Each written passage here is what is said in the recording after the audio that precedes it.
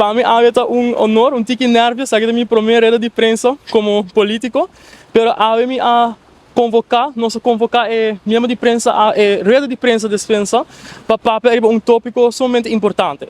É tópico de direito de muita participação de nós jovens e maneira de querer grande parte de nosso povo sabe também é tópico facioso de abuso sexual.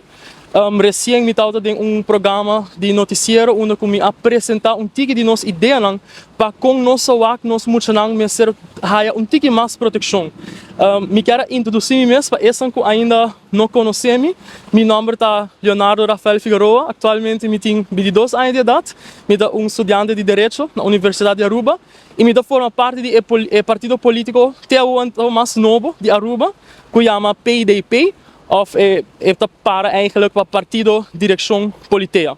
Den quadro de palavra de politéia, a decidir escolher monumento, muito importante maneira boa que me traz, a Frank monumento, significação para mim seguro importante, símbolo de muita, símbolo de inocência, mas também símbolo de perseverança e determinação.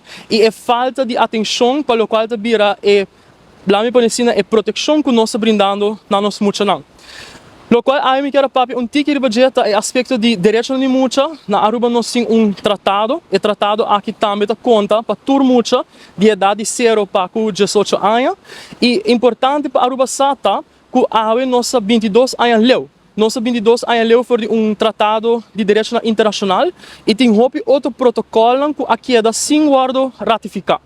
Para nós e para PDP e visão tá para nós por higher representação e higher boa confiança durante a eleição para votar, obviamente, e que ora nós dentro do parlamento é saque seguro para mim, tá vira ponto que me quer enfocar arriba de. A mim me quero para rato quieto arriba kiko para nós é política tá. É política para PDP, não diz política de criticar, não diz política de señalar que é problema não e reto não, me quer essa turrende por hasi, pero para nós é política arriba proposição não, de solução não que nós quer é essencial para por lograr chegar na mais proteção para nós muito não.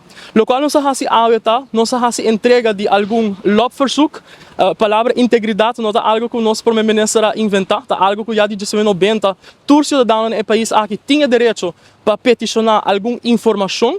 Então, recém estava tinha comunicado de prensa de ministra Rocco Chong, onde ela dona de compreender que ela sinta que é comissão de direito de muita.